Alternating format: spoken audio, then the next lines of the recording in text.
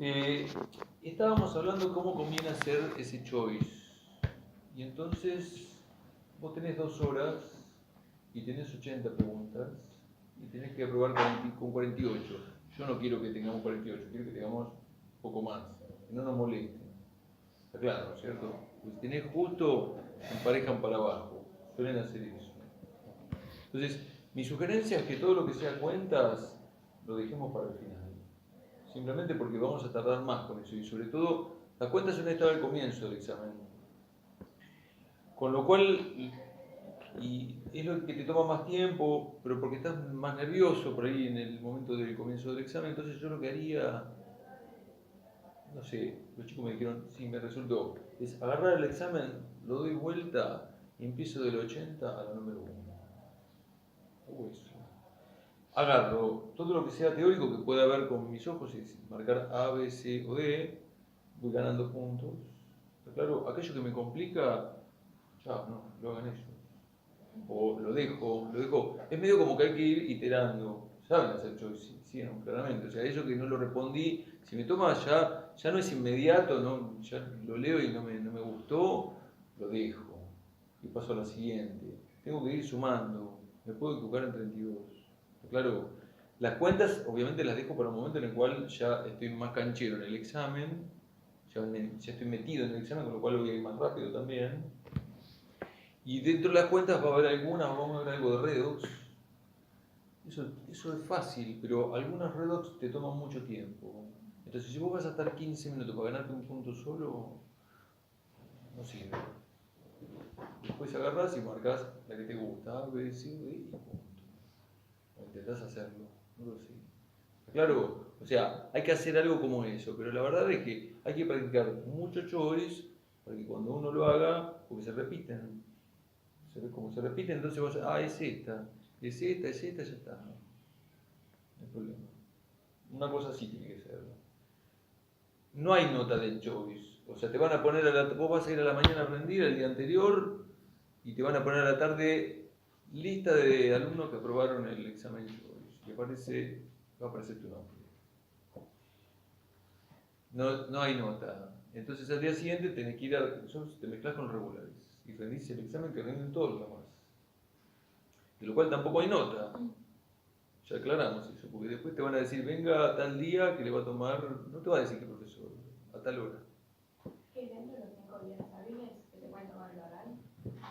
Y depende de la cantidad de gente. Si vas a la primera fecha, probablemente sea menos. O sea, pero ya 2 días estás invirtiendo en los 2 primeros exámenes. Con lo cual, sí, porque ya tenés un día para el choice, un segundo día para el escrito, después en los 3 días que sí quedan, digamos, o 2, en la cantidad de gente, va a ir el ¿Puede ser el mismo viernes? porque es miércoles y jueves. Sí. Y puede ser que tengas la suerte o no, no lo sé, de que sea inmediatamente, porque después tienen que ir. No, pero ojalá, No tenés que esperar, porque es un karma, tenés que estar esperando, caminando por todos lados para ver qué van a decir, es un momento de alta ansiedad. Para que sea lo que tenga que ser. A lo mejor la espera vale la pena. Porque a lo mejor justo el viernes ese viene alguien que no es de nuestro agrado. ¿Me explico? Que fluya. No. Claro, no. El destino. Es la ruleta, vos tiraste y cayó así. Es lo que te tocó. Pero tenés que bancar. Ya empezaste, ya que empezamos tengo que terminar. Ya está. Bueno, vamos con la bioenergética. No hay mucha teoría para decir de esto. Digamos, reacciones químicas ya dijimos que pueden ser irreversibles, que ocurren en un solo sentido, reversibles que ocurren en ambos sentidos. También dijimos que cuando B1 es igual a B2, el estado alcanzado es el equilibrio químico, donde se alcanza se plantea la constante de equilibrio. Gráficamente podemos distinguir cuando algo es reversible o irreversible. Para lo reversible, cuando graficamos cómo varía la concentración versus tiempo, el reactivo A disminuye, el producto B aumenta y la reacción culmina cuando se agota A. O sea, cuando se te acaba el reactivo se te agota en una reacción irreversible. Para lo reversible nunca se agota nada porque la reacción va en ambos sentidos y podemos tener esos 3 gráficos que están a continuación donde el tiempo que está después de la línea discontinua corresponde al equilibrio químico, donde podemos ver que las concentraciones no son iguales a través del tiempo, pero lo que son iguales son las velocidades, ¿no es cierto? En el primer gráfico de los 3, digamos, alcanzado el equilibrio químico, se puede ver que hay más B que A. hay más producto que reactivo, lo cual eso hará que la constante de equilibrio dé un número mayor a 1. A uno generalmente le dan una constante de equilibrio con un número y no le da bola al número. Entonces, fíjate si el número que te dan de la constante de equilibrio es mayor, menor o igual a 1. En este primer caso, si la constante de equilibrio te da un número mayor a 1, tu interpretación es que cuando se termina la reacción, el equilibrio químico, predomina la concentración de productos en relación al reactivo. Significa eso. Pero está expresada a la derecha la reacción, en la finalización. En el segundo caso, predominan en el equilibrio los reactivos en relación a los productos, lo cual hará que la constante de equilibrio del número menor a 1, y en el último es una coincidencia, coinciden las concentraciones de reactivos y productos, lo cual hará que la constante de equilibrio sea un número igual a 1. Esa información a tenerla presente, nada más que eso. Bioenergética, el sentido de dar este tema, digamos, es tratar de dar un sustento a en qué sentido la reacción es espontánea o no lo es, ¿no es cierto? Se describen los principios de la termodinámica. El primero es el principio de conservación de energía, que todos conocemos, digamos, la energía del universo se mantiene constante o no se pierde sino que se transforma. El segundo principio que vamos a enunciar en un momento, digamos, es el que nos va a conducir a predecir cuándo una reacción química en qué sentido una reacción química es espontánea o cuándo no lo es, digamos. Pero sale la ecuación matemática que tenemos recuadrada, en la cual cita que el delta G es igual a delta H menos T por delta S. Delta significa variación, la temperatura tiene que estar en grados Kelvin, que es 2 en la misma temperatura de 2 tiros, y los otros parámetros significan lo siguiente. Delta H representa la variación de entalpía, que es la cantidad de calor que se pone en juego, y que puede haber dos alternativas, que una reacción C da calor al medio, con lo cual el delta H es negativo, decimos que la reacción es exotérmica, o que la reacción capte calor, con lo cual el delta H es positivo, decimos que es endotérmica. Exo y endotérmica de acuerdo al signo del delta H. El segundo término que figura, digamos, es el delta S, significado, variación de entropía, significado clásico de la variación de entropía, que no emplea esto la cátedra, pero es útil decirlo. La variación de entropía es aquella cantidad de calor que no podés transformar en un trabajo útil. El calor total que se pone en juego, la termodinámica dice que hay una porción de calor no empleable para realizar un trabajo útil, y es la variación de entropía.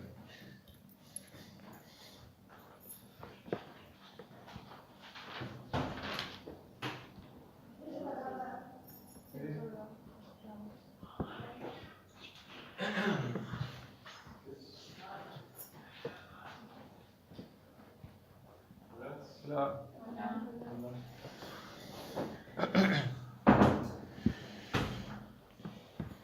Bueno, da vuelta a la página, nada grave que te perdiste, nada, no. No. El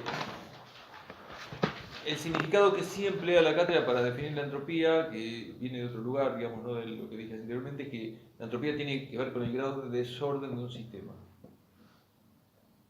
Claro.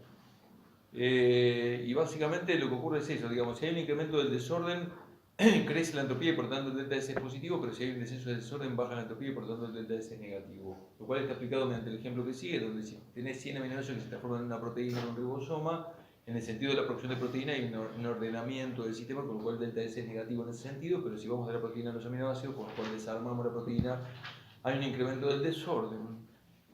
¿Estamos de acuerdo? Mi pregunta es esta. En los procesos biosintéticos, síntesis de ácidos grasos, de colesterol, de proteínas, de hemo, de lo que te guste, digamos, ¿hay orden o desorden? Orden. ¿Y los procesos catabólicos? Desorden. Bien. Bueno.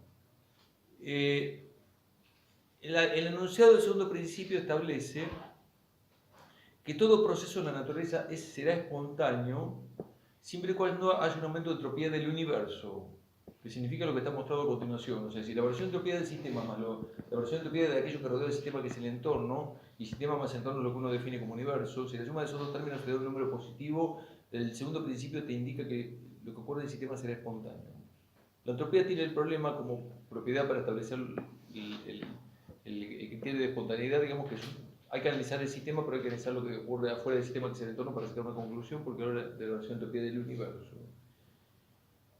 Y la segunda cosa es que el segundo principio no excluye la posibilidad de que el sistema se ordene, y a pesar de que eso ocurra, sea espontáneo. Ejemplo, cuando un polipéptido sale de un ribosoma con su estructura primaria, luego se pliega para adquirir su estructura secundaria, terciaria y todo lo que viene. Se está ordenando. Eso no viola el segundo principio, porque todo el agua que la rodea se desordena mucho más importantemente. O sea, lo que dice el segundo principio es que si el sistema en todo caso se ordena, pero afuera hay un desorden mucho más importante, de modo tal que hay un desorden neto, eso va a ser espontáneo. ¿Se entiende?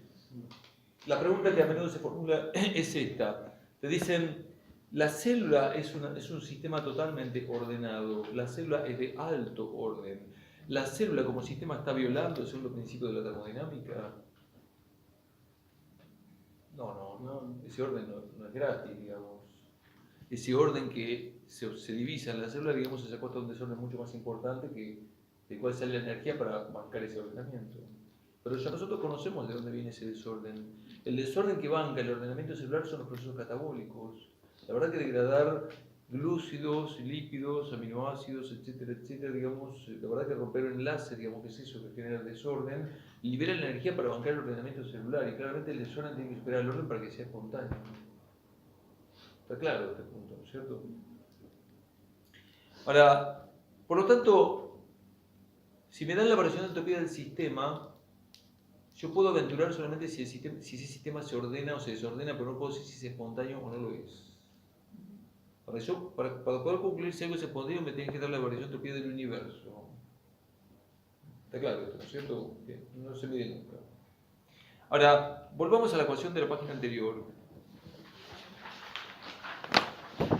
Si delta H representaba el calor total que se pone en juego y delta S la porción de calor que no podías convertir en un trabajo útil, la cuenta es la siguiente. El calor total menos el calor no útil es el calor que te queda útil. Y ese significado que se le asigna al delta G. Vuelvo a la página de atrás. Delta G es la variación de energía libre o de Gibbs. Corresponde a la energía útil para realizar un trabajo, digamos. Y acá también dos alternativas. Puedo colocar una reacción C de energía útil, con lo cual delta G será negativo, y acá diremos que la reacción es exergónica, o puede ser que capte energía, digamos, energía útil, por lo cual delta G es positivo, decimos que la reacción es endergónica. El delta G como propiedad es mucho más útil o práctico que el delta S, porque solamente se aplica al sistema y no depende del entorno de lo que rodea el sistema. Entonces, y de hecho lo aplicamos en varios lados, digamos, como criterio de espontaneidad, porque pensemos que tenemos nuestra reacción química que va de A hacia B, y podés medir el delta G de dicha reacción, digamos. Si el delta G te da un valor negativo, significa que cuando la reacción va de A hacia B, no solo que no necesita energía útil, sino que la entrega al entorno, con lo cual es espontánea hacia la derecha, ¿no es cierto?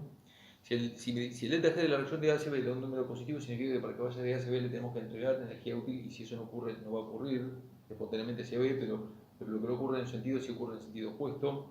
Delta G positivo implica que es espontánea de B hacia A. ¿Estamos? Y si el delta G es igual a 0, la reacción culminó porque alcanzó el estado de equilibrio químico.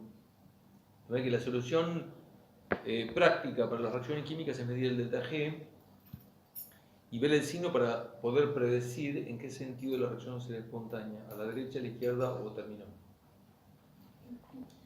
Delta G, por lo tanto, equivale al delta S del universo, no al delta S del sistema.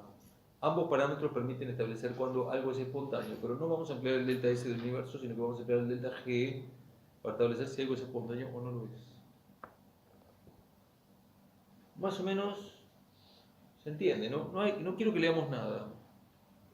Quiero que hagamos los problemas y que tengamos unos pocos conceptos entendidos, nada más que eso. Cuentas. Existe algo llamado condición estándar o de referencia, que ahí está indicado: presión en una atmósfera, temperatura 25 grados centígrados, concentraciones 1 molar y considerar que el pH sea neutro. Tanto delta G al delta H y al delta S le ponemos un cerito con apóstrofe que implica todo esto, que es la condición estándar. La condición celular no es estándar.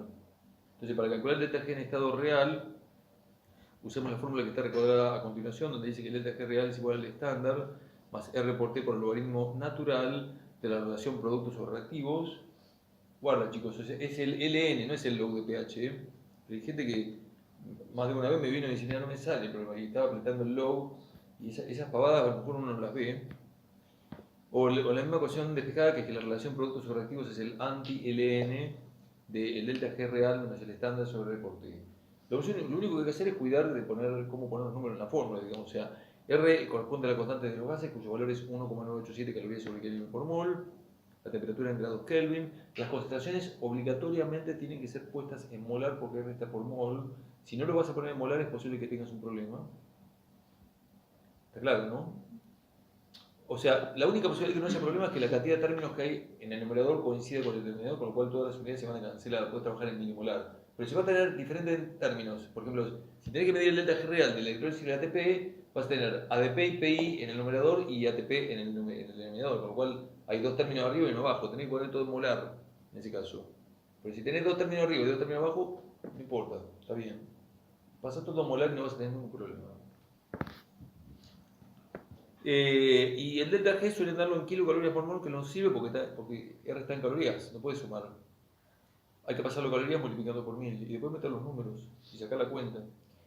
Y si tenés una reacción como figura a la derecha, donde A más B da C, lo que iría del logaritmo neperiano, digamos, es la concentración de C sobre A por B, todo en molar en ese caso, ¿no? Pregunta que formulan a menudo.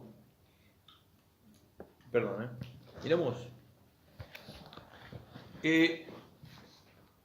¿Cuál es la razón por la cual una reacción cuyo delta G estándar, en condiciones estándar puede ocurrir que la reacción sea positivo, o sea, no espontánea, pero en condiciones reales, digamos, el delta G, digamos, sea negativo? ¿Cuál es la razón por la cual en condiciones estándar una reacción no es espontánea cuando en condiciones reales sí lo puede ser? Como el hecho de variar la temperatura de equilibrio. Está bien. Como el Krebs, puede ser, se acoplan las reacciones. Bueno, no está mal lo que vos respondiste, pero vamos a pensar que tenemos siempre la misma temperatura en el cuerpo. ¿Me explico? Claro, la condición estándar es casi 10 grados menos. O sea, el delta G real es una suma de dos términos, uno que es constante y otro que es variable. Yo puedo, este término puede ser positivo y este puede ser negativo porque este segundo término es muy negativo. O sea, en realidad lo que se juega es con la relación, con la concentración de reactivos y productos. Si yo modifico la relación productos sobre reactivos, puedo hacer que, a pesar de que este tenga un signo distinto, digamos, este sea negativo. No sé si claro esto. Para que eso ocurra, o sea, por ejemplo, en la gluconeogénesis, en la conversión de piruvato a fosfonilpiruvato, lo que ocurría era esto, digamos, el piruvato que estaba en el citosol se metía en la mitocondria, lo tomaba la enzima piruvato carboxilasa para dar oxalacetato, el oxalacetato se transformaba en malato, el malato era el que cruzaba la membrana mitocondrial para pasar al citosol, el malato volvía a ser oxalacetato, el oxalacetato se decarboxilaba y se fosforilaba para dar fosfonilpiruvato. Bueno, todo eso lo estudié, digamos, no importa. ¿Cómo saben los tipos que la reacción de la malato deshidrogenasa va de oxalacetato a malato en la mitocondria y cuando el bicho sale del citosol va en sentido reverso de malato a oxalacetato? ¿Cómo lo determinan? Calculan las condiciones de la mitocondria y le da el delta. Claro, o sea, lo que los tipos hacen es, hacen esta cuenta y miden la concentración de malato y oxalacetato tanto adentro como en la mitocondria como en el citosol. En la mitocondria le da un signo y en el citosol le da el signo opuesto, con lo cual ellos determinan que la reacción va en un sentido, digamos, en un compartimento y en un sentido contrario en el otro. O sea, el delta G estándar es igual tanto en la mitocondria como en el citosol, es una constante. ¿Me explico lo que estoy diciendo? Ahora, solo podés hacer eso, de jugar con la concentración de reactivos y productos, si el delta G estándar es muy pequeño. ¿Me explico lo que estoy diciendo? Si el primer término es muy pequeño, vos podés manejar el segundo término para saber para que la cosa vaya a la derecha o hacia la izquierda. Si el delta G estándar es muy pequeño, decimos que la reacción es reversible. Cuando yo decía esta reacción es reversible, significa este primer término es súper chiquito, de manera que depende más bien del segundo lo que tenga que pasar en un sentido u otro.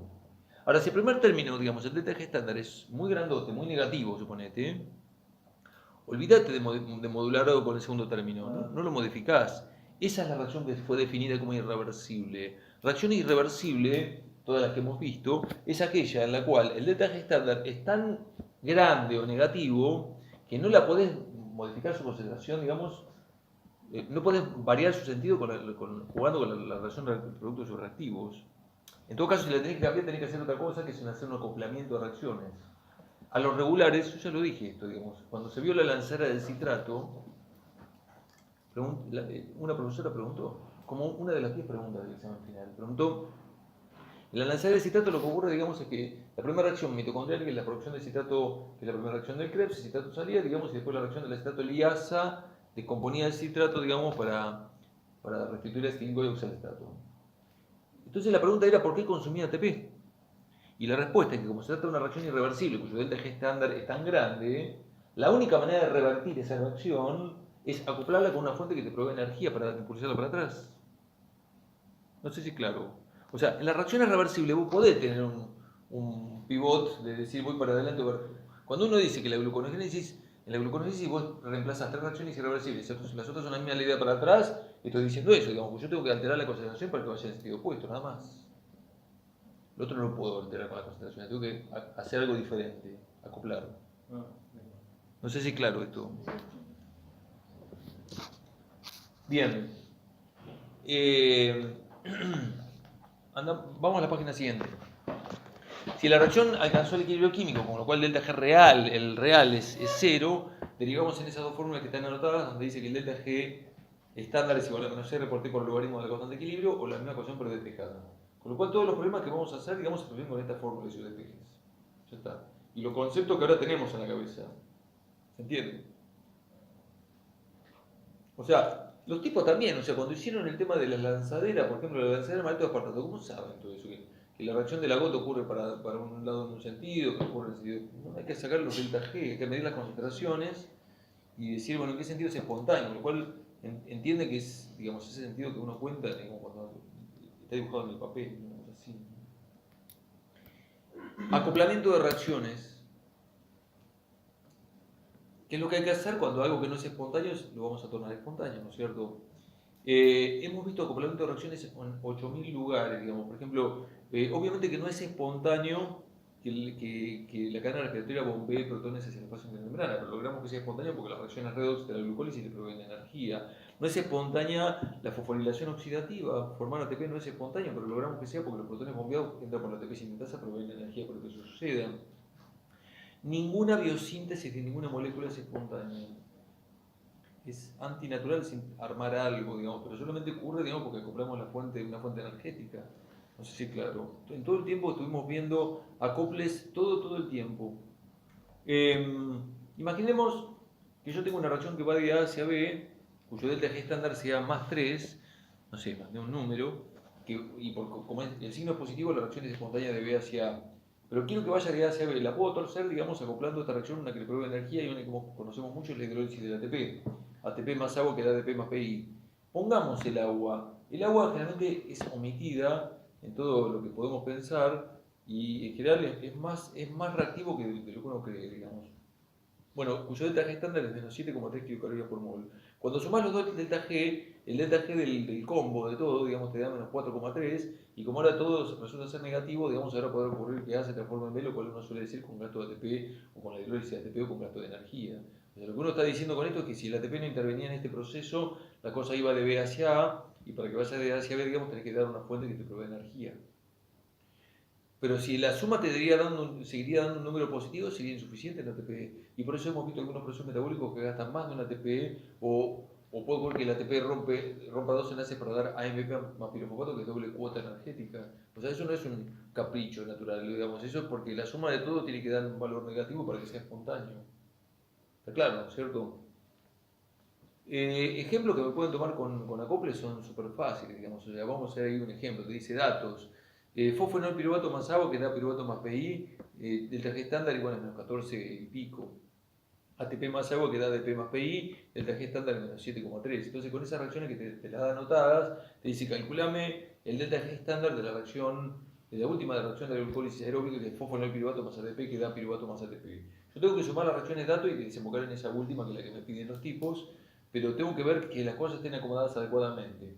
Si las cosas no están acomodadas como yo deseo, puedo invertir la reacción y cuando vos la invertís el delta G cambia su signo. Vamos a hacer esa verificación. Como referencia uno tiene que tomar la reacción final, que es a la que uno tiene que llegar. La primera reacción, que es fósforo piruvato más agua que da piruvato más fósforo, para llegar a fósforo piruvato más ADP que da piruvato más ATP, ¿la dejo igual o la invierto? Claro, esa no la invierto. Esa la dejo igual porque fósforo piruvato es reactivo y piruvato es producto, pero la de abajo, que es la de ATP más agua, que es la de ATP más PI, la tengo que invertir porque yo quiero tener ATP como reactivo y ATP como producto. Con lo cual cuando la invierto, error común o distracción, si te comes el signo no lo cambiás. Ahora sumamos, y las cosas que son iguales en el lado contrario se cancelan, fósforo se va con fósforo, agua se va con agua y tras la suma llegaste a lo que querías. Es la prueba de que hicimos bien el acople, cuyo delta G es la suma de los números previos. Abajo hay un ejercicio de prueba, digamos, te dice, calcula el delta G estándar de la reacción A más C que da D. La respuesta está, fíjense que hay en la parte central hay una doble línea, del lado derecho está la respuesta, tratemos de no verla, del lado izquierdo están las reacciones que tenemos que acoplar, que son A que da F, E que da F y D que da C más E. Tenemos que sumar esas tres reacciones para que sumadas te den A más C que da D. Vamos a ver cuál dejamos igual y cuál invertimos. La primera reacción que es A que da F, ¿qué hacemos? Esa queda igual. ¿Qué hacemos con la segunda que es E que da F? Invertida, dice Caterina. Igual. ¿Eso por qué ahí? Acá, No la uso. necesitas usar ella para conservar. Ok. No lo subí, claro. Bueno, pará. Si ni E ni F están al final, tenemos que acomodarla de tal manera que se cancelen en la suma los términos. Ah, Como en la primera, digamos, F es producto, vamos a invertirla a los fines de que la F se vaya. ¿Y qué haces? Ahora podemos ver lo que está a la derecha, porque yo quería esto, digamos. ¿Y qué hacemos con la última? Claramente hay que invertirla, no solamente porque D es producto, sino porque tenemos que tachar la D también. Muy complicado. Si hiciste mal, cuando sumes, va a ser una cuestión que no tiene nada que ver con lo que te piden los tipos.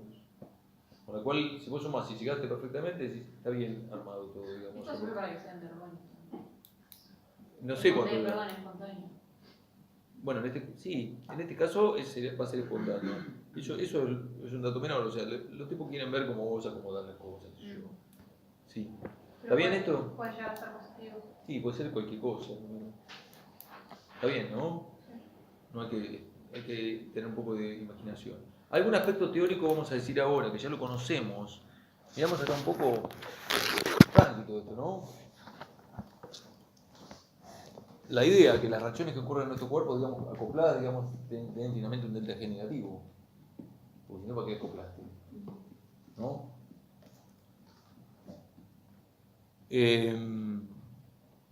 Porque si ocurre es espontáneo. O sea, yo sé que funciona la bomba de sodio y potasio. Yo sé que no es espontáneo que sacar sodio hacia afuera y no es espontáneo meter potasio para adentro.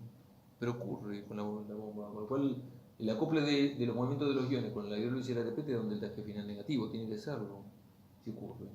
El movimiento muscular no es espontáneo, pero la verdad que el acople, pero la energía hace que yo pueda mover el músculo. Es espontáneo. Pero con el acople. Ciclo del ATP. Te muestro una cosa que ya la sabemos. Pará, está en algún lado de por ahí. Algún tipo vio que había muchos compuestos que tenían grupos fosfatos en la célula. Ya vimos mucho nosotros. Entonces lo que midió fue el delta G estándar de la liberación de su grupo fosfato. ¿Cuán espontánea es para cada compuesto perder su grupo fosfato? Por ejemplo, moléculas que ya conocemos. Cuando el fósforo piruvato libera su fósforo te da menos 14,8. Cuando el 1,3-difosfolicidato libera su fósforo, menos 11,8. Cuando la retina fosfato pierde su fósforo, menos 10,5. Cuando el glucosa fosfato pierde su fósforo, menos 3,3, etc. Entonces, el tipo acomodó los compuestos desde el delta G más negativo al delta G menos negativo, desde lo más espontáneo a lo menos espontáneo para perder su grupo fosfato. Y la ATP más o menos calza por la mitad de la tabla. Entonces, desde la ADP hacia arriba los compuestos fueron calificados de alta energía y hacia abajo los compuestos fueron calificados de baja energía. Cuando subió el tipo de unión química que tienen los compuestos, ¿sí? Los de baja energía tenían enlace de tipo éster fosfórico que nunca se rompe, y los de alta energía tenían enlace de tipo anhídrido, fosfoanhídrido, salvo los enlaces tipo éster como el que no tienen grupo fosfato, que sabemos que tienen alta energía. La pregunta es por qué la ATP calza a la mitad. Pie de la página. Eso se llama ciclo del ATP, que significa lo siguiente. Qué raro todo esto, ya lo sabemos. Aquel compuesto de alta energía, como se halla por arriba del ATP en la tabla, tiene la facultad de producir ATP. Tiene la facultad de transferir su fosfato al ATP para crear ATP. Es el fundamento de la fosforilación a nivel de sustrato. Recordad que fosforilación a nivel de sustrato es la creación de un nucleótido trifosfato a partir de un compuesto de alta energía. ¿Qué es esto lo que estoy diciendo, no es cierto? Compuestos de alta energía es aquellos que tienen alto delta G estándar de la liberación de su grupo fosfato. ¿Está claro? Entonces, tenemos que recordar, a lo mejor te preguntan los tipos, ¿me pueden indicar los compuestos de alta energía que producen fosforilación a nivel de sustrato? Voy a citar los dos de la glucólisis, el fosfonilpiruvato, el 1,3-difosfolicidato, el Krebs, el succinílico-A, la fosfocreatina. ¿Está claro? Pero los compuestos de baja energía, como tienen menos energía que el ATP, digamos, se fosforilan a costa del ATP, por lo tanto son consumidores de ATP. Porque la glucosa y fosfato es de baja energía, porque la glucosa se transforma en glucosa y fosfato por la exoquinasa, digamos, consume ATP. Entonces, la energía fluye de los compuestos de alta hacia lo de baja energía, donde el ATP es intermediario. Es totalmente lógico que el ATP tiene que tener ser una molécula de energía intermedia entre compuestos de mayor energía que permitan su creación y compuestos de baja energía donde vos lo puedas gastar. ¿Está claro? ¿Cierto? ¿Quién tiene más energía, el ATP o el CTP? El ATP, la misma. La verdad que la letra no provee energía de nucleótido. La energía está en los fosfatos. De hecho, cuando hacíamos un balance energético y participaba UTP o GTP o lo que fuera, era como si fuera ATP. Cualquier nucleótido trifosfato tiene idéntica energía, no importa su base o su pentosis. Está claro, ¿no es cierto? Esto que vimos es bioenergética. Pregunta, porque algún profesor jode con esto, que en biología también. ¿Sí? Pregunta. ¿La célula está en equilibrio? No. No está, y si estaría, ¿qué pasaría? Debe estar en estado estacionario, ¿no? ¿Qué es estado estacionario? Estado estacionario significa que B1 es igual a B2, pero gastando TP, gastando energía. Claro, el ejemplo que puedo dar, pero esto es de fisiología, ¿no es cierto? O sea, significa, o sea, afuera de las células hay más sodio que adentro, entonces hay una entrada permanente pasiva de sodio, y para compensar ese influjo neto de sodio, digamos, la bomba de sodio y potasio tiene que sacar el mismo sodio para afuera, pero gastando TP. Con lo cual B1 es igual a B2, pero gastando TP. De modo tal que cuando la célula se muere y ya no hay producción energética, ese B1 igual a B2, el estado estacionario vuelve a B1 igual a B2, que es la condición de equilibrio. Claro, con lo cual la advertencia es que si vos vas a plantear una constante de equilibrio y vas a despejar una concentración empleando una constante de equilibrio, esa cuenta puede estar muy linda, pero esa concentración no se condice para nada con lo que ocurre dentro de la célula, porque la célula no está en equilibrio. No puedes emplear una constante de equilibrio para hacer ningún cálculo. Es algo que te lo pidan, yo te lo hago, pero eso no tiene que ver con lo que pasa dentro de la célula. Está claro para todos esto, ¿no es cierto? Bien. Vamos a hacer una puntita, hacer una cosita de redox. Redox es igual que esto. Puede haber joder un poco más. Y la salvedad es que hay algún par de problemas de redox que pueden ser un poco largos. Son fáciles. Si yo tuviera 3 horas, lo haría, pero no las tengo. Entonces, si yo estoy al final del examen y tengo que priorizar otros puntos, dejo lo de redox, como pongo el nombre de la letra que te gusta y que lo hagan ellos. ¿Está claro lo que estoy diciendo? No, claro, no. Y sí, no, nosotros no vamos a hacer algo cuyo ganancia sea un punto para invertir un montón de tiempo. No tiene sentido, salvo que me sobre el tiempo. Si me sobra, sí lo hago. Entonces, pero hay algunos que sí zafan. Definiciones que tenemos que recordar. Se oxida aquella molécula que pierde electrones y la definimos como un agente reductor. Me voy a dar cuenta en que la hemi-reacción corresponde a una oxidación porque voy a ver los electrones escritos del lado de la derecha, del lado de los productos, que suelen ser 2. No tiene por qué ser 2, pero vamos a trabajar con 2 electrones. En tanto que se reduce aquella molécula que gana electrones y la definimos como un agente oxidante. Me voy a dar cuenta que la reacción es una reducción, porque los electrones van a estar escritos del lado de la izquierda, del lado de los reactivos. Yo puedo distinguir bien dónde están los electrones si lo que estoy viendo es una oxidación o una reducción. Y acordate ese juego de palabras, que la molécula que se oxida se comporta como un agente reductor y la que se reduce es un agente oxidante. Acá el tema de la pregunta o del problema es: decime quién se oxida y quién se reduce. Para lo cual te van a dar el potencial de reducción estándar.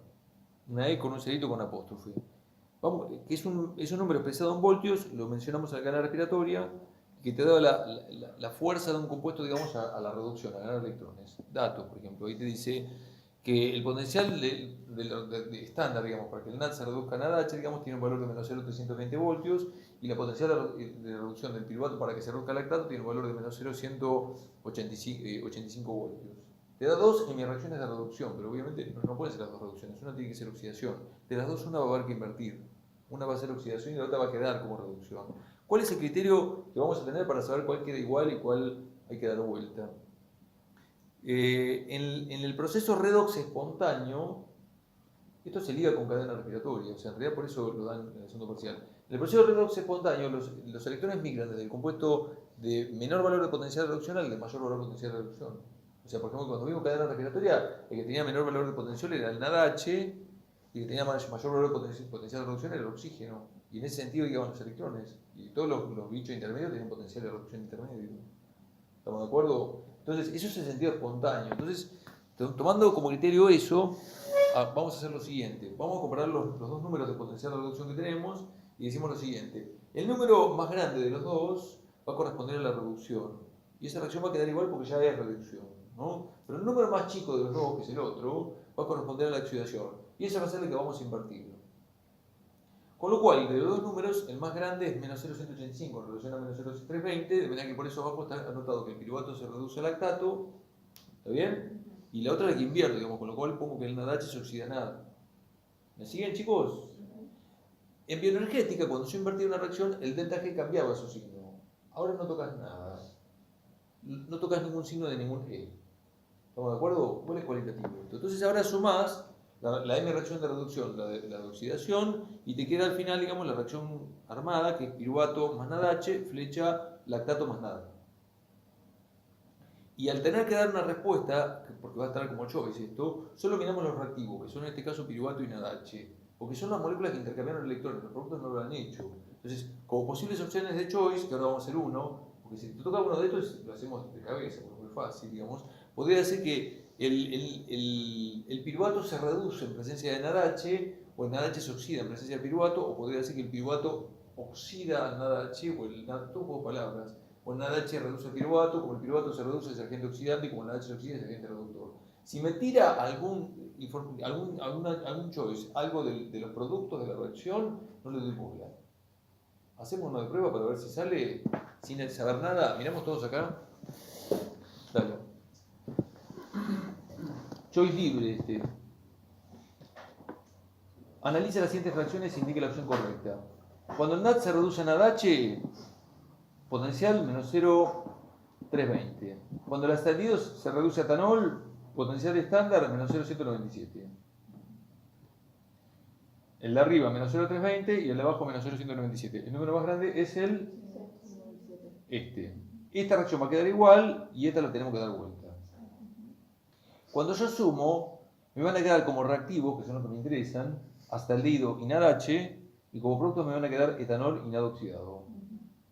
Y de los reactivos, solo los reactivos me importan, que son acetaldehído y NADH, y el acetaldehído se reduce porque tiene potencial mayor, y el NADH se oxida porque tiene potencial menor. Tengo que buscar una opción de choice que diga que el acetaldehído se reduce y que el NADH se oxida. Si me habla del etanol o del NAD oxidado, las ignoro. Opción A, el etanol se oxida, claramente no. Opción B, el etanol se reduce, claramente no. Opción C, el NADH reduce al acetaldehído. Y la última habla de un producto nuevamente que es el NAD oxidado, que, o sea, por descarte la puedes sacar. Con lo cual entiendo que este punto lo podríamos tener para nosotros. Muy complicado, ¿no? No hay que estudiar mucho, digamos. Tener una queda igual, la da vuelta, te fijas los reactivos, el potencial más grande se reduce, y los excluís, digamos, los productos y se terminan. Cuentas. Existe algo llamado delta E estándar. El delta E estándar es la diferencia del potencial más grande menos el potencial más chico para una reacción espontánea. Para una reacción espontánea, que es lo que estamos armando, es el potencial de que se reduce menos el potencial que se oxida, que te va a dar un número positivo.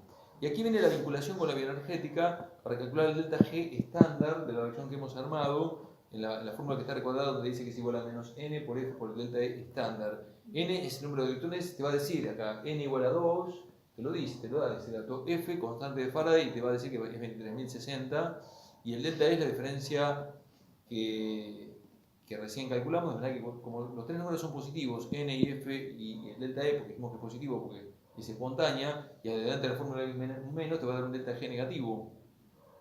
Y era lo esperable, digamos, el delta G te va a dar un negativo porque la reacción que armamos es la espontánea. ¿Se entiende lo que estoy diciendo? Con lo cual, si pide el mismo razonamiento, pero para la reacción redox no espontánea, La reacción redox no espontánea, perdón, es la que va en sentido opuesto. O sea, la que va para atrás es la no espontánea, en donde los reactivos son lactato y nada. Con lo cual es la misma historia, digamos, pero el delta E es el potencial menor menos el mayor, invertís la diferencia y los demás números, con lo cual te va a dar un delta G positivo. Va a dar el mismo número pero con delta G positivo. ¿Se entiende lo que estoy diciendo? Yo hago el planteo para lo que es espontáneo. Esto no va a hacer nada más que marcar una letra. Nadie tiene que demostrar lo que está haciendo. ¿Se entiende, no? O sea, no nos van a molestar que acá te faltó esto. No. Y si te sobra tiempo, lo haces. Y si consideras que es fácil, lo haces. Está, ¿no es cierto? Si no, no. Si te sobra tiempo, hay que hacerlo. Tranqui esto, ¿no es cierto? Da vuelta. Lo que viene es muy fácil, pero suele ser largo. O sea, viste que en bioenergética existía el delta G estándar y te interesaba el delta G real. Acá también tenés el E estándar y te interesa el E real. Entonces vas a tener que calcularlo, digamos. O sea, el E real, fórmula que está arriba, es igual al E estándar más R por T sobre N por F por el logaritmo neperiano, digamos, de la relación de la forma oxidada sobre la forma reducida. O sea, en el par te vas a dar cuenta de cuál es la especie oxidada. Esto ya lo discutimos en otra clase previa, digamos. Como si te dan un par redox en el cual el NAD se barra NADH, ahí te das cuenta que el NADH es la especie reducida y el NAD es la forma oxidada. O sea, de cada par redox es como poner reactivo sobre el producto. Igual, porque ya lo charlamos, me parece, digamos, que no les costaba identificar la especie oxidada y la especie reducida, ¿no es cierto? Entonces vos tenés que saber la reacción química, más o menos. Esto está ligado con alguna reacción química de metabolismo que fue estudiada. Entonces ya dijimos, digamos, si vos tenías la reacción en la cual, por ejemplo, el isocitrato más nado oxidado, flecha, da alfa cetoacetrato más NAD reducido más CO2, o sea, como el NAD se reduce en esa reacción, el isocitrato se oxida, con lo cual el alfa cetoacetrato es la especie oxidada y el isocitrato es la forma reducida. Pero tenés que vincularlo con alguna reacción, digamos, que te vincule las dos especies que seguramente conocemos, ¿no es cierto? Entonces hay un problema tipo, digamos, ahí que puede entrar, que es una pavada de problema, pero necesitamos un tiempo, que a lo mejor no lo tenemos. Entonces te dice, mira, los potenciales estándares son los mismos que están atrás, la temperatura te dice que es 37 y las concentraciones de piruvato, lactato, NADH son los que figuran ahí. Entonces, en estas condiciones que no son estándares, sino que son reales, armame la reacción redox espontánea y decime cuánto vale el delta G de la misma. Con lo cual, lo primero que hay que hacer es corregir los potenciales estándar a su condición real. Claro, porque la condición es real, ¿no es cierto? Entonces hay que hacer dos cuentas para cada par, ¿no es cierto? El potencial real del par NADH es el potencial estándar más R por T sobre N por F por el logaritmo neperiano de la relación NAD sobre NADH. Y lo mismo para el otro par, el potencial real, o sea que hay que hacer una cuenta completa. El potencial real del par piruvato lactato es el estándar más R por T sobre N por F por el logaritmo natural de piruvato sobre lactato. Y ahí recién engancha el problema, digamos, haciendo lo mismo que hicimos atrás. O sea, ahora tenés los potenciales corregidos para cada par y ahora te fijas cuál es el más grande y cuál es el más chico. El más grande va a ser la reducción y va a quedar igual, el más chico es la que vas a invertir. Acá de los dos números, el más grande es ahora del par NADH, que es la que va a quedar igual, ahí va a estar la reducción. Por eso acá, abajo está escrita la reacción, digamos, donde dice que el NAD se reduce y por el otro par hubo que invertirlo, con lo cual el lactato se oxida a piruvato. O sea, yo no hubiera podido llegar a esta conclusión si no hubiera calculado los valores, digamos, de los pares, de los potenciales de cada par para saber qué número más grande y qué número más pequeño. Para después calcular el delta E real espontáneo, que es el número más grande y el número más chico, pero usar una ecuación para calcular el delta G, que es la misma forma que está atrás. Con lo cual, todo esto es un baile que no te va a llevar menos de 10 minutos. Aunque sea fácil, pero hay que hacer esto, nada más. Está claro, ¿no? Con lo cual, si los tenés, hay que hacerlo, porque no hay mucha complicación, pero si no lo tenemos, hay que priorizar otros lados. Está claro, ¿no? Vamos ahora a hablar algo teórico, que está donde dice estructura y función de proteínas, que está después de, o sea, hay una parte donde habla de estructuras químicas, eso. Ahí al toque más adelante, o sea, cuando avanzamos, va a figurar la parte de estructuras químicas, que la vamos a ver mejor mañana, o ya muchos ya vimos, unas hojas más adelante, una. Y dice proteínas. Después de eso, 7 hojas más adelante, figura proteínas. Es un teórico que es este.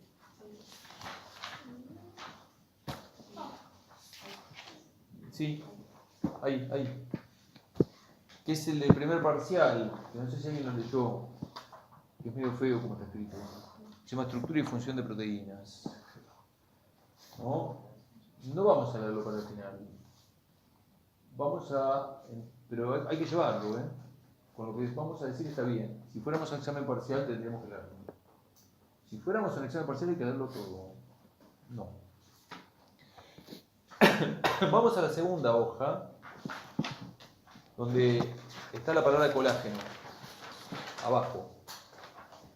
O sea, en la segunda hoja, abajo dice colágeno. ¿Estamos? Muestro dibujitos.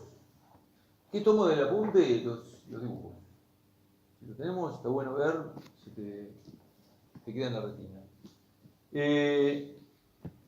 Estructura del colágeno, ya 80 veces, pero vamos a aprender bien, acotadito, sencillo. Tranqui, no vamos a ir muy temprano. Acá está la unidad básica que forma el colágeno, se llama tropocolágeno. Tropocolágeno, una triple hélice, son 3 hebras entrelazadas. ¿Cómo está cocinado cada tropocolágeno? Por uniones puente hidrógeno. Y acá se muestra cómo los tropocolágenos forman esto llamado fibrilla de colágeno. Los tropocolágenos están alineados cabeza con cola, dejando un espacio libre. Y como ese espacio libre está desfasado en las hileras sucesivas, eso ocasiona que en microscopía electrónica podamos visualizar bandas claras y oscuras de las fibrillas de colágeno. Y otro aspecto, o sea que, entonces si te preguntan, vamos a decir esto primero. Para que la fibrilla de colágeno esté bien cohesionada, quizá el dibujo es muy chiquitito y no podemos ver, hay linitas, que son uniones covalentes que conectan un tropocolágeno de arriba con el de abajo, que se llaman puentes lisina a lisina, que yo te podemos decir, digamos, que son. Digamos. O sea, si me preguntan cómo está estabilizado, por lo tanto, el tropocolágeno, que es cada ladrillito, uniones puente hidrógeno. Si me piden que indique cómo está estabilizado, digamos, la fibrilla de colágeno por entero, voy a decir puente de hidrógeno y también uniones covalentes. Puente lisina a lisina. Estructura primaria de las cadenas del colágeno. Es muy común encontrar la secuencia X-prolina glicina o X-hidroxiprolina glicina, lo cual implica que uno de cada 3 aminoácidos en las cadenas proteicas es glicina, el aminoácido más chiquitito de los 20. Y está re bueno tener mucho del aminoácido más pequeño para que la triple hélice sea bien apretada y compacta. El segundo aminoácido suele ser prolina o hidroxiprolina, y el primero que es X puede ser cualquiera de los 20 del código genético. La pregunta a menudo que se suele formular es: indique cuáles son los pasos en la síntesis del colágeno. Hay pasos tanto intra como extracelulares. Comenzamos adentro de la célula y como paso número 1 corresponde a la síntesis del procolágeno. El prefijo pre significa peptidoseñal. Lo primero que ocurre es que ni bien eso ocurre en el retículo endoplásmico rugoso, se elimina el peptidoseñal, ¿no es cierto? Y queda una proteína en el lumen del retículo endoplásmico, que es lo que tenemos dibujado, cuyo nombre es procolágeno. El procolágeno tiene la línea plana que va a ser el futuro tropocolágeno, pero adicionalmente en cada punta tiene porciones que va a haber que cortar también, llamados propéptidos, que están indicados con líneas onduladas. Propéptido tanto C como N terminal. ¿Lo ven, chicos? Y al lado, del lado derecho, dice que los propéptidos son ricos en cisteína. Y pone abajo de cisteína formación de puentes disulfuro. Para eso va a servir más adelante. ¿Sí? La cisteína servirá para los propéptidos. Ayudan en la formación de puentes disulfuro para algo que tiene que ocurrir. ¿Está bien hasta acá? Bueno, tenés esa proteína precursora que tiene porciones que hay que cortar también, ¿no es cierto? Da vuelta a la página, entonces el procolágeno, que es lo que fabricaste, después de eliminar el peptidoseñal, experimenta modificaciones post-traduccionales, síntesis de proteínas, modificaciones post-traduccionales. Una de ellas corresponde. Entonces van a preguntar esto. Es posible que pregunten esto claramente, digamos. O sea, modificación que sufre como paso número 2 es la hidroxilación de prolina y lisina para dar 4 hidroxiprolina y 5 hidroxilisina. El proceso de hidroxilación demanda vitamina C. Carencia de vitamina C en el cuerpo produce una patología del colágeno llamada escorbuto. ¿Para qué tenés que agregar oxidrilos a lisina y prolina? Oxidrilos porciones polares incrementan la formación de puentes de hidrógeno. Entonces, si tenés menos hidroxilación, tenés menos puentes de hidrógeno, el colágeno se te licúa. Está claro, ¿no? Paso número 3, otra modificación posttraduccional, o glicosilación de la hidroxilisina, dado que el colágeno es una glicoproteína. Hiciste una única cadena que se llama procolágeno, hidroxilaste lisina y prolina, algunas, no todas, y glicosilaste o glicosilaste la hidroxilisina. Este momento ahora es el momento en el cual tenés que hacer la triple hélice, porque hasta ahora tenés una cadena simple. Y armar una triple hélice es como armar una trenza, tenés que hacer un nudo entre las tres para empezar a trenzar. Y va a ocurrir eso. ¿Podemos ver todo este dibujo? Mirá, los propéptidos dijimos que tenían cisteína. Bueno, los propéptidos C-terminales, las tres cadenas, con las cisteínas que tienen, forman puentes de sulfuro intercatenarios que las conectan, que son el nudo que yo preciso. ¿Está claro? Este propéptido que es el N-terminal también tiene cisteína que forma puentes de sulfuro dentro de cada cadena, intracatenario. No hay ningún nudo acá. Entonces, si a mí me llegan a preguntar cuál es el rol de los propéptidos, lo que debo responder es que los propéptidos permiten formar la triple hélice desde el estemo carboxilo al estemo aminoterminal, en ese sentido, digamos. ¿Vamos con esto? Y aparte hay que decir otra cosa. Al estar estas zonas globulares en las puntas de esto que hemos creado, esto impedirá que se forme la fibrilla dentro de la célula, porque la formación de la fibrilla es un evento que ocurre extracelularmente. Pero se van a quedar estos precursores en las vesículas de Golgi trans, preparados para salir por exocitosis de la célula. ¿Vamos hasta aquí? Ahora viene lo que ocurre afuera de la célula. Hay exocitosis, miramos. Y cuando estás del lado de afuera, hay proteasas que te cortan los propéptidos, 2 tijeritas, hice el tropocolágeno, afuera se pone el tropocolágeno, para formar la fibrilla de colágeno, aún inmadura, porque el último momento corresponderá a hacer estas rayitas que son estos enlaces covalentes que conectan todos los ladrillitos de tropocolágeno, que es el paso número 6, donde dice entrecruzamiento o formación de puentes lisina a lisina, que tiene que ver con la siguiente cuestión. Cada barrita que esté dibujado correspondería a un tropocolágeno, y imaginemos que está el aminoácido lisina.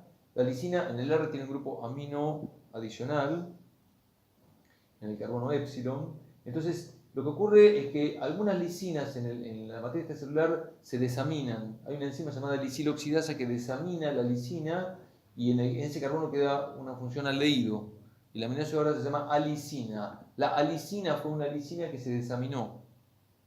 ¿Se entiende, no es cierto? Entonces vamos a ver el dibujo de abajo. Si tenés dos barritas enfrentadas, un tropocolágeno con una lisina que tiene un grupo amino en el R, digamos, y enfrentado a ella tenés otro tropocolágeno pero que tiene una alicina que presenta un grupo aldehído, diremos algo que todos ya sabemos, que es que amino más aldehído reaccionan, se libera agua y la función química creada se llama base de Schiff o aldimina. El fundamento químico de estas rayitas que conectan los tropocolágenos son bases de Schiff o aldiminas, porque surgen de la reacción de una lisina con una alicina. ¿Estamos de acuerdo con esto? ¿Está más claro? No hay que saber un montón, hay que... Listo.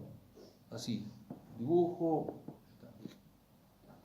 Te cuento algo de la queratina, que es la proteína que está en nuestro cabello y en nuestras uñas. Tiene 5 niveles de organización. Nivel número 1 es una alfa-queratina, es una única proteína que tiene estructura en alfa-hélice. Segundo nivel de organización, 2 alfa-queratinas se asocian formando un dímero. Tercer nivel de organización, dímero con dímero, 4 cadenas, se asocian y forman algo llamado protofilamento. Cuarto nivel de organización, 8 protofilamentos que serían estos cilindros, se asocian formando la llamada microfibrilla. Quinto y último, muchas microfibrillas formarán la macrofibrilla de la célula de cabello. Y lo que va a decir el apunte es que todos los niveles de organización, desde el primero hasta el quinto, están cocinados por puentes de sulfuro. Y de acuerdo a cómo vos tengas distribuidos los puentes de sulfuro, el cabello va a resultar lacio o ondulado. Y la cosa es más o menos así, digamos. Si hay abundancia de puentes de sulfuro entre unidades diferentes, ¿correcto? El cabello va a resultar más longilíneo, digamos. Pero si hay abundancia de puentes de sulfuro dentro de una misma subunidad, eso acorta la proteína y genera el bucle. Con lo cual los tratamientos para analizar el cabello tienen esta historia. Romper los puentes de sulfuro de algún modo, y después con calentamiento y mecánicamente, digamos, forzar a que haya producción de puentes de sulfuro entre subunidades distintas de la queratina. ¿Se entiende más o menos cómo es la cosa? Puede ser que una clase, un detalle de peluquería. Lo que sigue es muy importante, donde dice hemoglobina y mioglobina. Hemoglobina y mioglobina son proteínas complejas, que significa que aparte de tener aminoácidos tiene una porción que no lo es, que es un grupo prostético llamado grupo hemo, que ya lo conocemos. ¿Ya? Entonces vamos a ir por lugares que ya conocidos, ya conocemos. O sea, mioglobina, ¿en qué lugar lo vamos a encontrar? En el músculo, digamos, porque tiene por función almacenar oxígeno. Lo que le da el color rojo al músculo es la mioglobina, ¿no es cierto? Entonces es una proteína que tiene estructura terciaria, está constituido por una cadena proteica, digamos, y el grupo prostético es el grupo hemo, que ya lo conocemos. O sea, en la página siguiente va a figurar el grupo hemo con la protoporfirina 9 con el hierro más 2 en el centro de los 4 fibroles. Ya está eso, ¿no es cierto? Bueno, entonces más o menos pasa esto. Mira, puedo ilustrar así. Mira, acá tenés el grupo hemo. La cadena proteica viene por arriba del grupo hemo y justo arriba del hierro más 2 del hemo está el aminoácido histidina, que se llama histidina proximal. Función de la histidina proximal es la de agarrar el hemo capturando el hierro central. ¿Se entiende? Digamos, cómo se conecta el hemo a la cadena proteica mediante la histidina proximal. La histidina tiene en el R un anillo llamado imidazol y es lo que agarra el hierro del medio del hemo. La cadena proteica sigue, mirá, hace toda una historia y pasa por debajo del hemo, donde también hay otra histidina, pero no se conecta con el hierro. Se llama histidina distal. ¿Para qué servirá? Miremos así. Tenés el hierro más 2 acá, rodeado por los 4 fibroles de la protoporfirina. La quinta posición, que es la superior, está ocupada por la histidina proximal, porque es el punto de sujeción con la cadena proteica. Y la sexta, que es la de abajo, está libre, no hay nada. Y no está, la sexta posición, que es la inferior, está libre para que se mande el oxígeno y se pegue el hierro del grupo hemo. Entonces la función de la histidina distal es operar como una especie de filtro para impedir que cualquier otra molécula que no sea oxígeno se asocie inespecíficamente al hierro del grupo hemo. Claramente no lo logra con algunos ligandos como ser monóxido de carbono o cianuro que compiten, pero mucha otra porquería que podría pegarse al hierro del grupo hemo no se pega gracias a la histidina distal. ¿Se entiende, no es cierto? Estas son las dos histidinas cercanas al hierro del grupo hemo, la proximal y la distal, pero la cadena proteica en otros lugares tiene otras histidinas aparte, ¿no es cierto?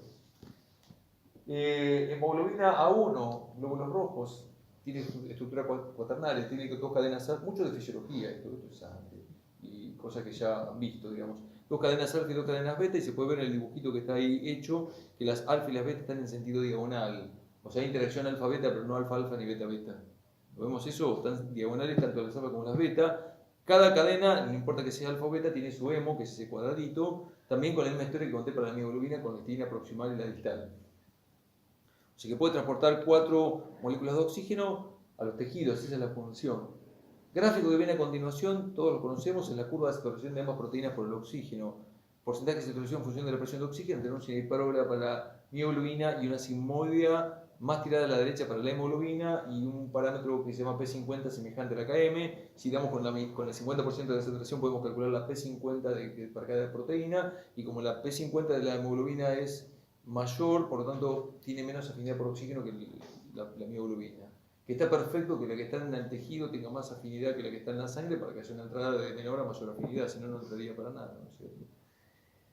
¿Cuál es la razón por la cual la curva de la hemoglobina es sigmoidea? Y eso tiene que ver con un efecto llamado cooperativo, que ya también conocen, digamos, que significa, tiene un efecto alostérico la hemoglobina. Y dijimos que para las enzimas alostéricas la enzima era una sigmoide, digamos. Bueno, acá es sigmoide, pero esto no es una enzima, no es una proteína transportadora. Efecto cooperativo implica que el primer oxígeno se asocia con alta dificultad del primer hemo. Una vez que el primero se pegó, digamos, los restantes 3, digamos, se lo hacen mucho más fácilmente. ¿Cómo poder explicar el efecto cooperativo? Del siguiente modo. Imaginemos que vemos el hemo de perfil, que es lo que está dibujado ahí. O sea, la línea que está ahí corresponde al hemo. En la parte central tenés la protoporfirina, el hierro más 2, centrado, digamos, unidad de la histidina proximal. ¿Lo encontraron, chicos? Eso es la desoxihemoglobina. También es posible distinguir que cuando el oxígeno aún no llegó, el hierro no está metido dentro del plano de la protoporfirina, sino que está levemente desplazado para afuera. ¿Lo distinguen eso? Bueno, lo que ocurre es que cuando el oxígeno entra, digamos, en el sexto lugar y se pega al hierro del hemo, el oxígeno genera un tironeo que te centra el hierro dentro de la protoporfirina 9. ¿Me explico? Inicialmente el hierro está levemente desplazado para afuera y cuando el primer oxígeno de los 4 que tienen que entrar, genera un tironeo. Y ese tironeo produce lo que figura por debajo de la doble flecha, que es la ruptura de los puentes salinos, que son interacciones electrostáticas, y que significa lo siguiente, quiero que miremos acá. O sea, estas 4 líneas corresponden a las 4 cadenas globínicas, y estas rayas que las conectan se llaman interacciones electrostáticas, que significa que un aminoácido positivo se trae con un negativo. Entonces lo que estoy diciendo es que cuando vos tenés los 4 hemos, cuando el primer oxígeno entra al primer hemo y produce ese tironeo, el hierro, se rompen todas estas uniones, y eso hace que los 3 restantes hemos, como una parabólica, miren para afuera, y eso hará que el oxígeno se asocie a ellos con mayor afinidad. Como si están ocultos adentro, y como una parabólica eso sale hacia afuera. Una cosa así, ¿lo podemos imaginar? Eso ocurre. Razón por la cual la forma de oxiohemoglobina, que es cuando los hemos rotaron para afuera, se la llama forma R o relajada, porque estas uniones se han roto, es la de alta afinidad por oxígeno, y la forma de desoxiohemoglobina, que es cuando todavía no ocurrió esto y por tanto es la de baja afinidad, se llama forma T o tensa. T o tensa de baja afinidad, la desoxiohemoglobina, oxiohemoglobina, forma R o relajada de alta afinidad. También estudiar esto ya lo han leído seguramente, digamos. Ahora, anotá lo siguiente, perdón, miramos acá todos, o sea, como es una proteína alostérica sin ser enzima, pasa lo mismo que una enzima alostérica, la curva se desplaza de derecha a izquierda, variando su afinidad. Entonces, hacia la derecha, que hay una flecha, pone la letra T de tensa, baja afinidad, y si la curva se desplaza hacia la izquierda, pone la letra R de relajada. O sea, a la derecha se favorece la forma tensa, y hacia la izquierda se favorece la forma relajada, modificando la afinidad por el oxígeno. ¿Está claro? El desplazamiento hacia la derecha de la curva de saturación ocurre con esas 4 variables que están al lado del gráfico. Digamos, un aumento de PCO2, un descenso de pH, un aumento del 2,3 de pG y un aumento de temperatura. Y las flechas en sentido contrario te ocurren la curva hacia la izquierda de esa forma R o relajada. El aumento de la PCO2 y el descenso de pH son 2 variables ligadas mediante algo que conocen con el nombre de efecto Bohr. El efecto Bohr, si damos vuelta a la página, lo contamos, lo repasamos en realidad.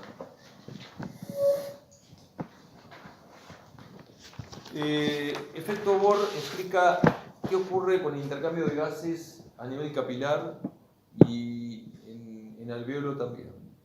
En pulmón lo citan con el nombre de efecto Haldan a veces. O sea, imaginemos que ahí tenemos el capilar sanguíneo en contacto con el tejido y el círculo corresponde al glóbulo rojo, entonces el tejido libera dióxido de carbono. ¿De dónde saldrá el dióxido de carbono digamos, que produce un tejido? Y el metabolismo en sí. La cadena respiratoria no libera dióxido de carbono. El Krebs y la conversión de piruvato, etc. ¿De dónde sale el dióxido de carbono que vos respirás? Sale de la oxidación de la del Krebs y la decarboxilación, etc. Bueno, el dióxido de carbono que sale de la respiración difunde y se mete en el glóbulo rojo, se hidrata por la enzima ligasa carbónica generando ácido carbónico, el cual se disocia en bicarbonato más protón. El bicarbonato creado en el glóbulo rojo sale por un transportador de membrana, digamos, al citosol en contratransporte con cloruro.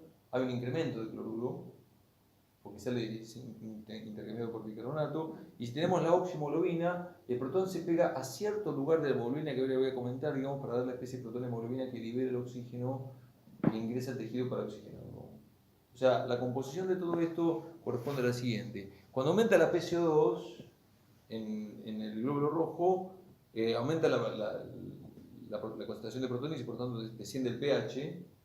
¿Me siguen? Y el descenso de pH de la mano de la PCO2 corre la curva hacia la forma tensa para disociar más el oxígeno que ingrese a nuestro tejido. Por lo cual el efecto opuesto va a ocurrir en alvéolo, digamos, porque lo que ocurre es que es reversible esto, digamos, entra oxígeno y tiene que salir CO2. Y que vaya en un sentido u otro depende de las presiones parciales, ¿no es cierto? Que es diferente, digamos, a nivel capilar que a nivel alveolar, ¿no es cierto? A nivel pulmonar. ¿Qué sangre es más, qué sangre es más ácida, la venosa o la arterial?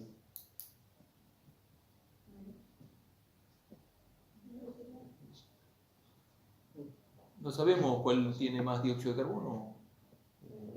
La venosa más ácida. ¿Está claro lo que te dice? Ahora con estas cosas que son medio como malísimas. Por lo tanto, si hay más CO2 en la sangre venosa, bueno, tiene menos oxígeno, pero tiene oxígeno en la sangre venosa, ¿no es cierto? ¿En dónde tendrá, en qué sangre habrá mayor afinidad por oxígeno? ¿En sangre venosa o en sangre arterial?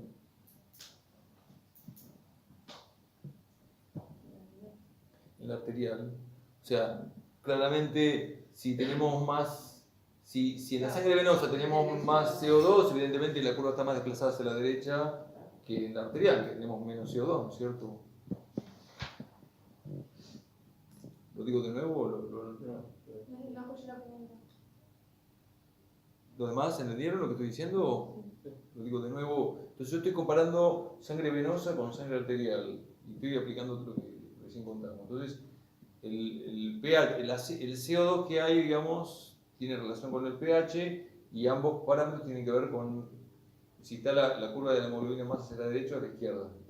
Entonces, lo que concluimos es que la sangre venosa tiene más dióxido de carbono porque vino después del intercambio gaseoso, digamos, con lo cual es más ácida.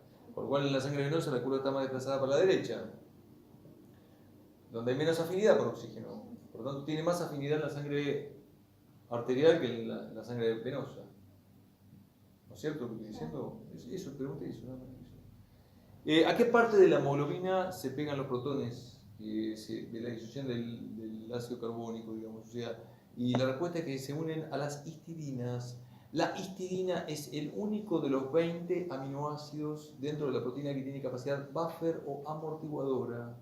Cuando te explicaron que la hemoglobina es un buffer biológico, no hablaron de la hemoglobina como toda la proteína, sino que las histidinas que están metidas dentro de la hemoglobina son las que tienen capacidad buffer.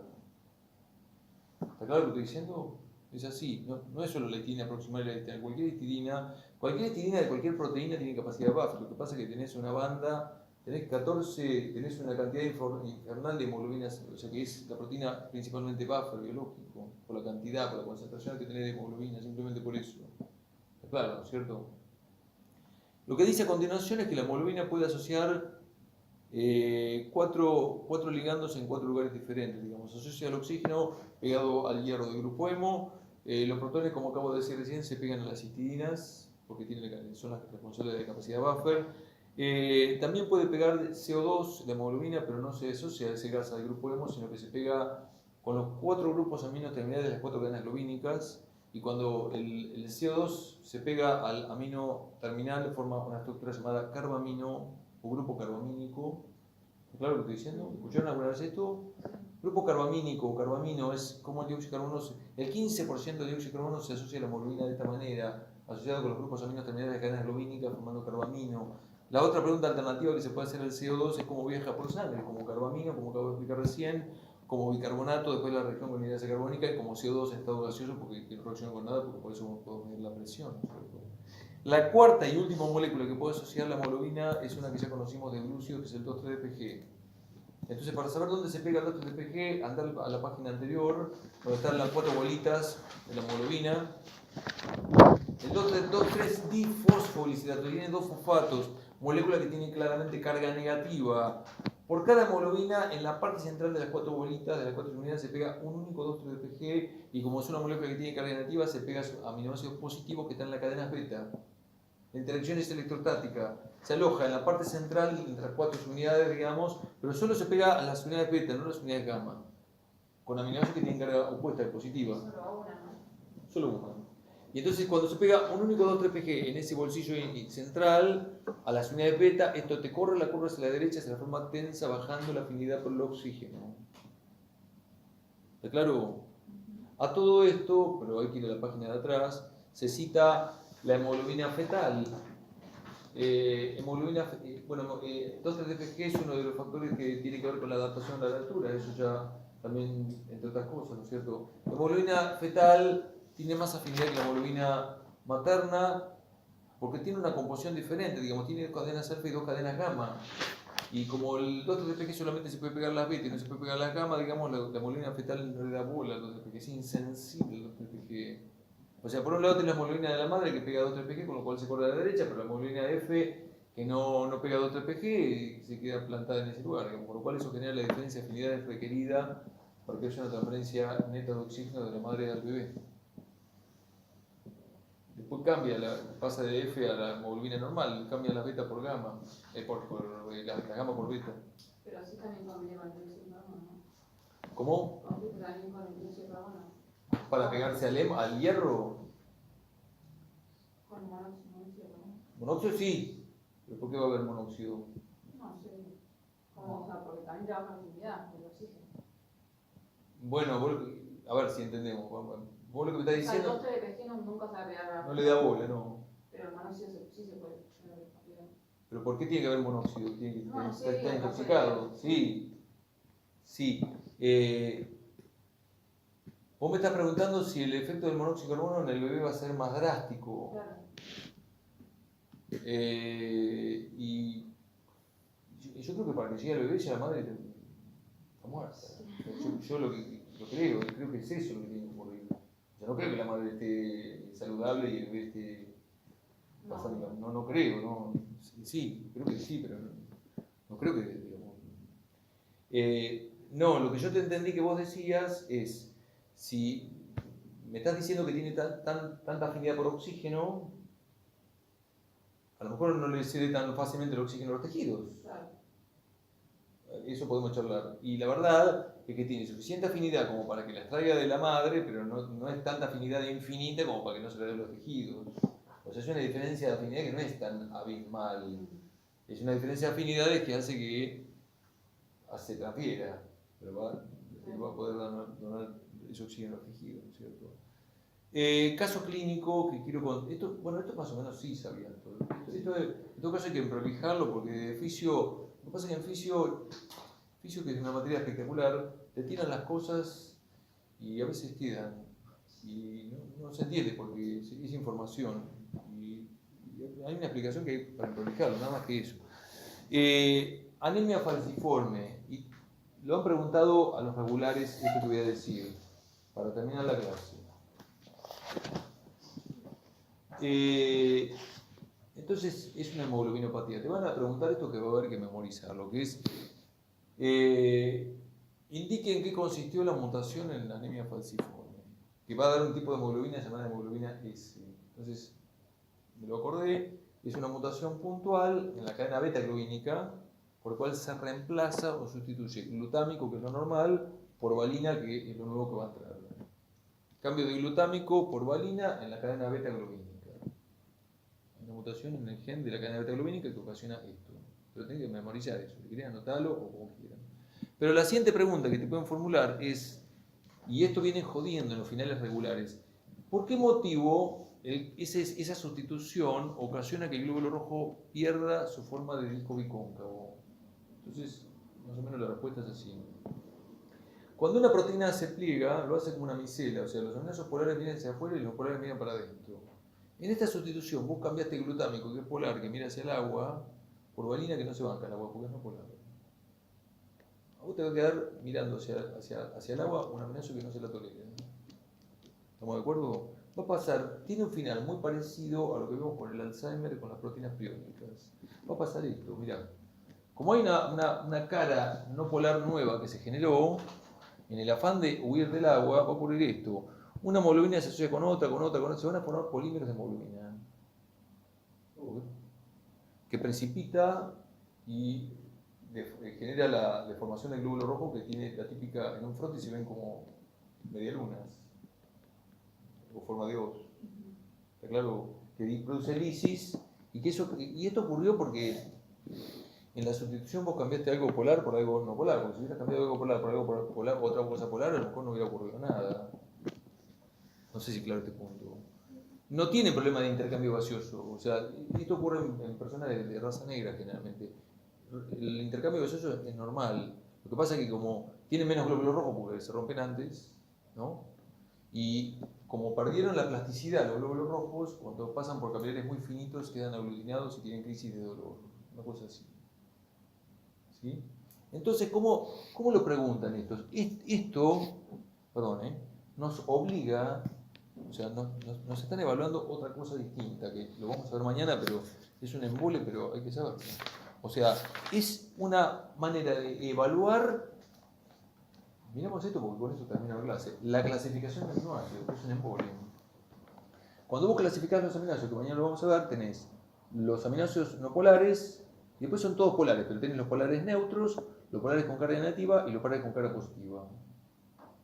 Entonces la pregunta que hicieron en uno de los últimos finales tiene como sostén, digamos, esto que es lo que pasa en la anemia falciforme. Te dicen, mira, vos tenés una enzima y en el sitio activo la enzima tiene glutamato normalmente.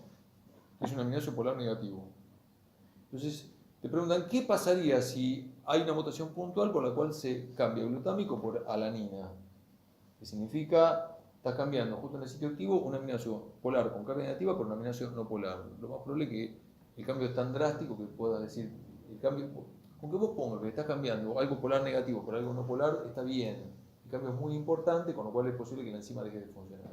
Después te ponen otro ítem. ¿Qué pasaría si usted cambia glutámico por aspartato, que está dentro de la misma familia? El problema es que no se obtiene nada. No lo sé. ¿Y qué pasaría si vos cambias glutámico por lisina? Estás cambiando algo polar negativo por algo polar positivo. Bueno, estás cambiando dentro de lo polar, pero el cambio de carga es drástica también, digamos. Estás cambiando algo negativo por algo positivo. No sabemos qué va a pasar, pero es posible que tampoco funcione. En realidad los tipos lo que están evaluando con las sustituciones es esto, que es la clasificación de aminoácidos. En ese cambio que vos estás generando, ¿de qué familia a qué familia estás pasando? Con lo cual esto obliga al regular a tener que saber la clasificación de aminoácidos, que es un embolio. Está claro pero hay que hacerla, porque si no, no puedes responder esta pregunta. Claro, pero nosotros vamos a tener que saberla porque en el show va a entrar la parte de estructuras químicas. Con lo cual ya, el regular también tiene que saberla. ¿Se entiende? Vamos a dejar por hoy. Bueno, tranquilo, pero no es para colgar tampoco, no es una invitación a colgar, que yo te esté diciendo, bueno, no pasa nada, bueno, ya está, me desinflo, me voy a la